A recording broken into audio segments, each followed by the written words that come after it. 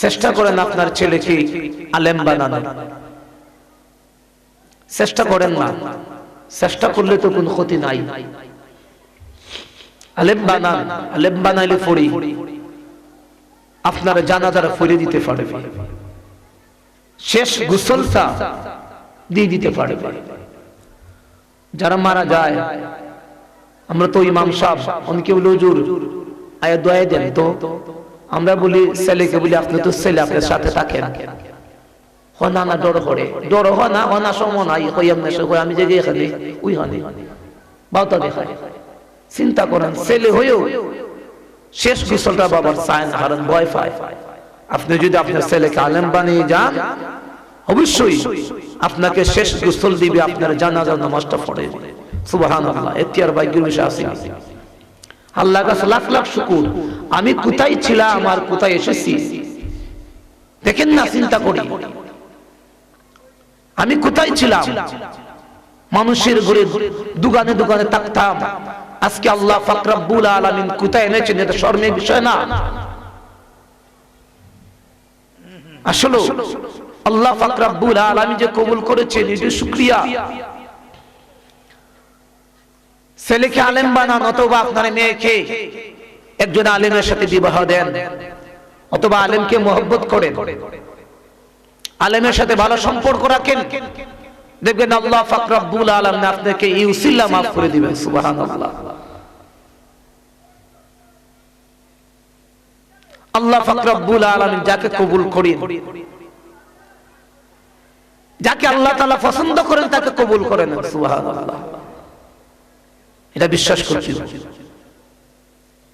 আজকে মাহফিল সাজানো হয়েছে, এত সুন্দর মাহফিল। শুধু মাহফিলটা সাজানো হয়েছে এটা কি হইল না, এটা দ্বারা আমাদের শিক্ষা নিয়ে আছে। আমরা কি এখান থেকে শিখতেছি মাহফিলের মধ্যে? হুজুরেরা আলোচনা করে যাইতেছেন, কি কি শিখলাম, এটা খেয়াল রাখতে হবে। শিখে কি কি আমল করলাম, এটা খেয়াল রাখতে হবে। ধরুন আমি একটা আমলের কথা বলি, মাগরিবের সময় আমরা নামাজ পড়ি, মাগরিবের নামাজ, মাগরিবের নামাজ পড়ে আমরা কি বলি? আল্লাহুম্মা আজিরনি মিনান নার 7 বার, সবার পরে 7 বার আল্লাহুম্মা আজিরনি মিনান নার, মাগরিবের পরে এবং ফজরের পরে, ফজরের পরে এবং মাগরিবের পরে আপনি নামাজের পরে আপনি পড়বেন আল্লাহুম্মা আজিরনি মিনান নার, ইয়া আল্লাহ পাক রব্বুল আলামিন তুমি আমাকে দুজকের আগুন থেকে হেফাজত করো। আল্লাহু আকবার। অর্থ হলো আল্লাহুম্মা ইয়া আল্লাহ আজিরনি মিনান নার, আমাকে তুমি রক্ষা করো, দুজকের আগুন থেকে রক্ষা করো। আল্লাহ বলেন আমার বান্দায় মাগরিবের সময় আমার কাছে দুজকের আগুন থেকে রক্ষা চাইতেছে, আবার ফজরের সময় দুজকের আগুন থেকে রক্ষা চাইতেছে, যা আমি আল্লাহ তাআলা দুজকের আগুন থেকে রক্ষা করে দেব। সুবহানাল্লাহ, ইউসিল্লাহ আল্লাহ তাআলা তার বান্দারে maaf করে দিবেন। একটা আমল করবেন, মাগরিবের নামাজ পড়ে আল্লাহুম্মা আজিরনি মিনান নার, ফজরের নামাজ পড়ে আল্লাহুম্মা আজিরনি মিনান নার 7 বার করে পড়বেন। এগুলো একটা আমল।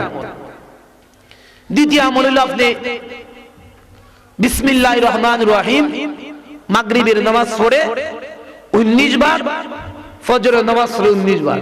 সুবহানাল্লাহ।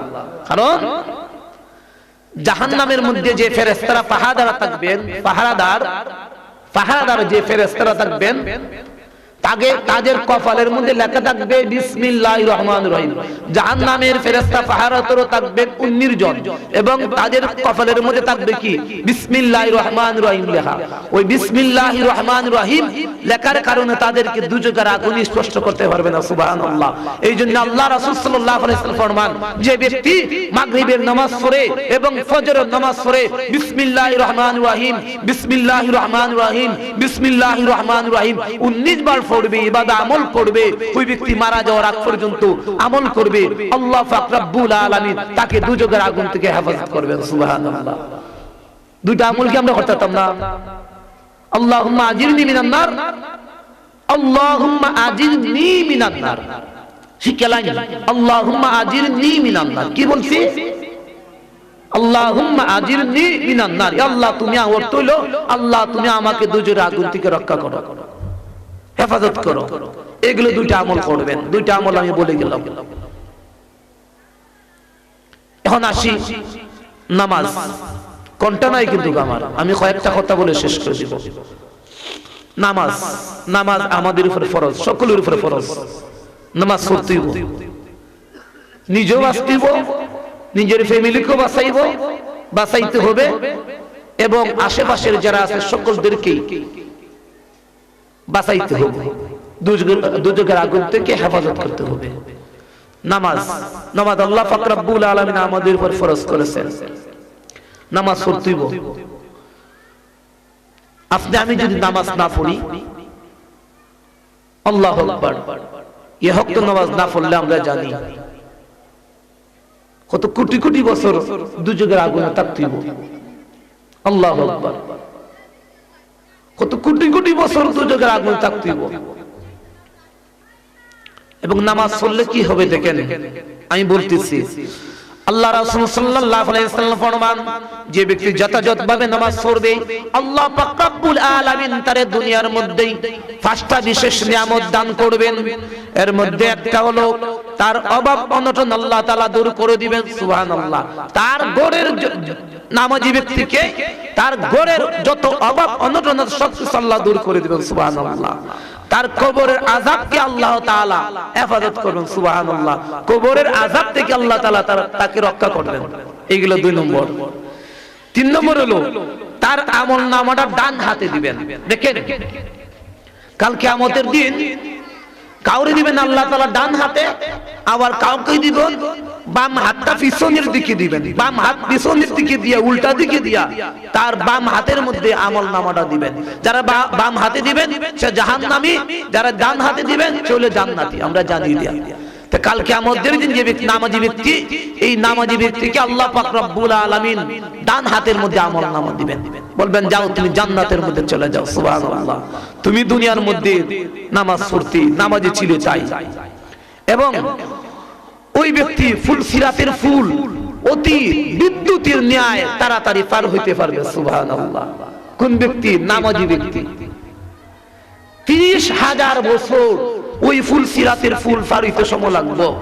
দেখা যাইব বেনামাজি ব্যক্তি, কাফের ব্যক্তি, বেঈমান ব্যক্তি যে মানুষের উপরে জুলুম করে, মানুষের অত্যাচার করে, মানুষের হক মাইরা খায়, বাইরের উপর ভাই জুলুম করে সম্পত্তির জন্য, দেখা যাইতেছে তারা দুই ভাইয়ের মধ্যে একের জায়গা ধরেন, একের জায়গা রাস্তার দিকে আছে, আরেকের জায়গা বন্ধের মধ্যে আছে। বড় ভাই ক্ষমতাশালী, তার ছেলে আছে, ছোট ভাই দেখা যায় ছেলে নাই, উকা দেখা যায় ক্ষমতা খাটাইয়া রাস্তার দিকে নিচে গেছে সে, আর ছোট বাইরে দিছে কেতের দিকে, বন্ধের দিকে। এটা হইছে না, কোনো হইছে হক আদায় হইছে না, সে বাইরের উপরে জুলুম করছে। জুলুম করার কারণে আল্লাহ পাক রব্বুল আলামিন কাল কিয়ামতের দিন তারা জাহান্নামে দিবেন। এটা তো আল্লাহ তাআলা মাফ করবেন না, বান্দার হক তো আল্লাহ তাআলা মাফ করবেন না। আল্লাহ তাআলার কাছে গুনাহ করলে আল্লাহ ফরমান, আমার কাছে কেউ যদি গুনাহ করে হাসিয়ে তাওবা করে আমি আল্লাহ মাফ করে দিব, কিন্তু বান্দার কাছে যদি বান্দার হক নষ্ট করে ওই বান্দা যতক্ষণ পর্যন্ত তারে মাফ না করবে আমি আল্লাহ তারে মাফ করব না। আল্লাহু আকবার। এই দুইকে আল্লাহ দিব। এবং সুদ ঘুষ থেকে আমাদেরকে বেঁচে থাকতে হবে। এগুলা থেকে আমাদেরকে হেফাজত আল্লাহ তাআলা যেন হেফাজত করেন, এদিকে আমাদের খেয়াল রাখতে হবে। এবং দেখেন তার হিসাব নিকাশটা অতি সহজে আল্লাহ তাআলা সহজ করে দিবেন। আসেন নামাজি ব্যক্তি, বেনামাজি ব্যক্তি, আল্লাহ পাক রব্বুল আলামিন পবিত্র কোরআনের মধ্যে ফরমান, বিসমিল্লাহির রহমানির রহিম, ফাওয়াইলুল লিল মুসাল্লিন আল্লাযীনা হুম আন সালাতিহিম সাহুন, সূরা মাউনের মধ্যে ওই ব্যক্তির জন্য আক্ষেপ, যেই ব্যক্তি দুনিয়ার মধ্যে শুধু হাইহাতা করেছে, ফাওয়াইলুল লিল মুসাল্লিন আল্লাযীনা হুম আন সালাতিহিম সাহুন, ওই ব্যক্তি ক্ষতিগ্রস্তের মধ্যে রয়েছে। যে ব্যক্তি নামাজের প্রতি ছিল উদাসীন, নামাজ আদায় করে নাই, যথাযথভাবে নামাজ আদায় করে নাই, ভালোভাবে নামাজ আদায় করে নাই, ইয়া হকের নামাজ আরে হক আদায় করেছে, অবহেলা করে পড়মুনে বলে নামাজটাকে কাজা ফজরের ধরেন ফজর নামাজ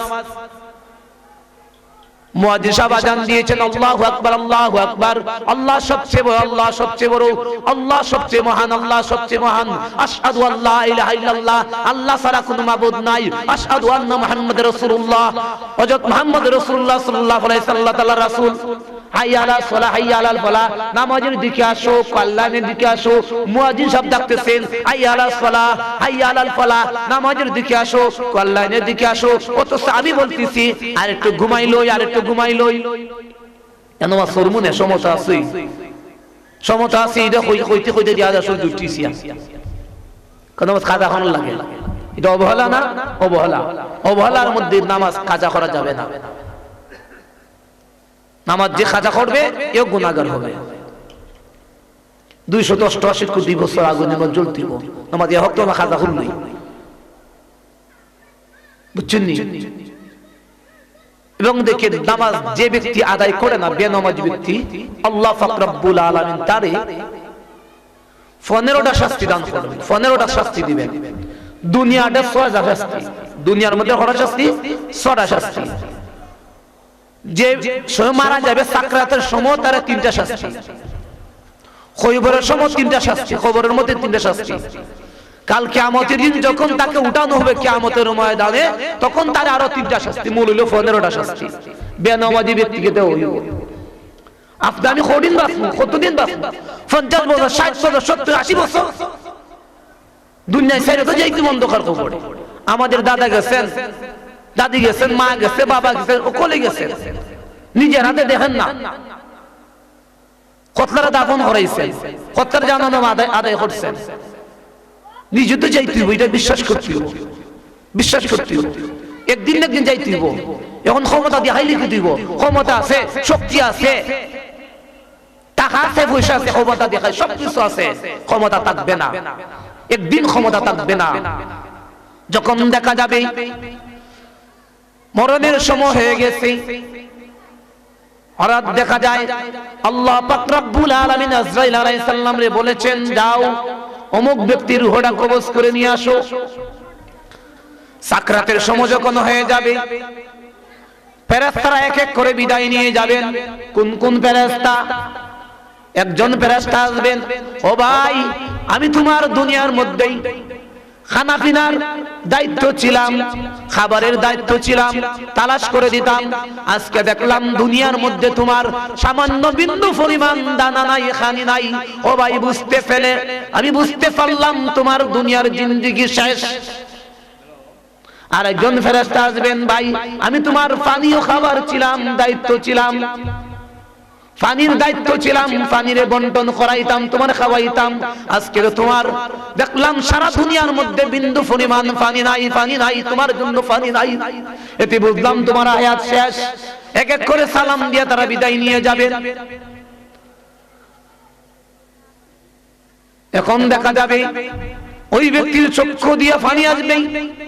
তার আত্মীয় স্বজনরা বলবে, স্ত্রী বলবে, ছেলে বলবে, মেয়ে বলবে, ভাই, হয়তো দেখেন আমার বাবা কাঁদতেছে, আমার স্বামী কাঁদতেছে, আমাকে দেখে দেখে আমার দিকে তাকে কাঁদতেছে। না না, উনি আজরাইল আলাইহিস সালামের চেহারা দেখে আর ফেরেশতারা যে তার কাছে সালাম নিয়ে বিদায় নিয়ে যাচ্ছেন, এটা দেখে দেখেই ওই ব্যক্তি কাঁদতেছে, ভয়ে কাঁদতেছে। আইরে আমি কি করলাম, আমার জিন্দেগিটা আমি কি করলাম?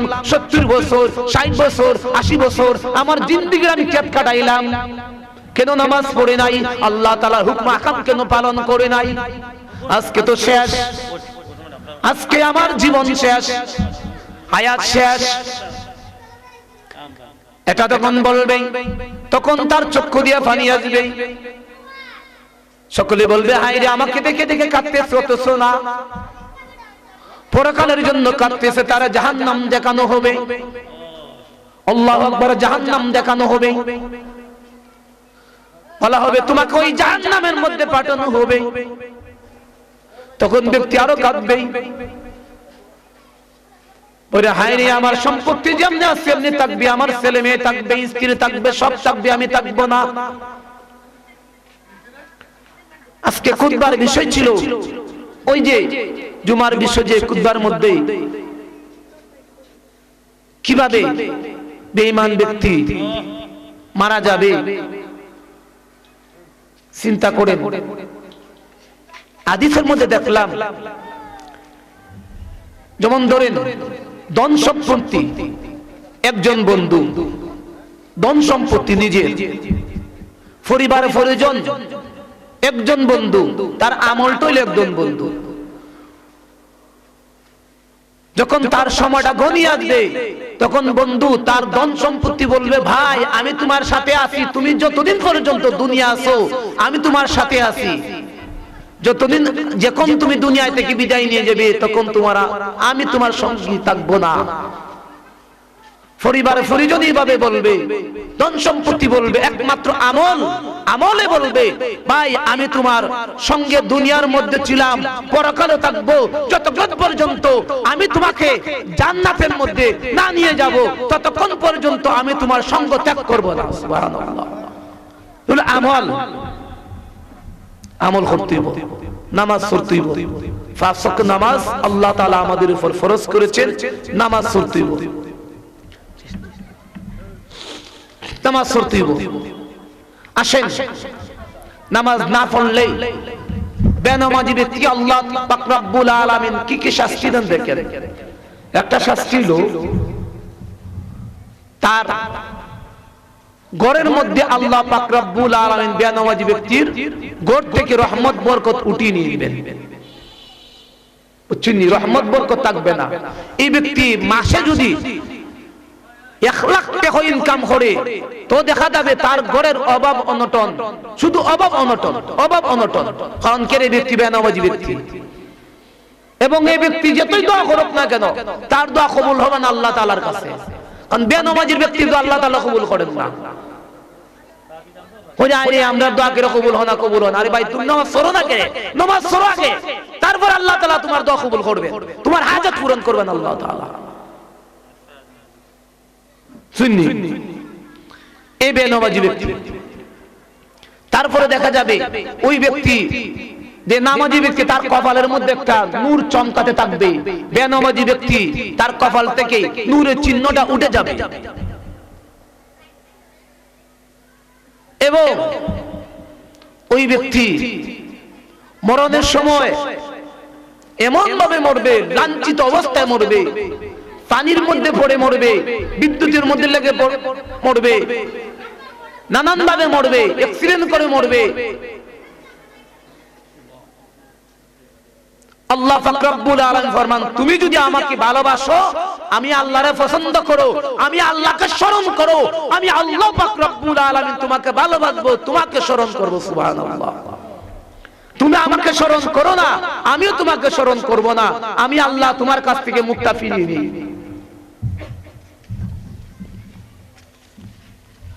তাহলে সময় শেষ হয়ে গেছে, নামাজ পড়তেইব।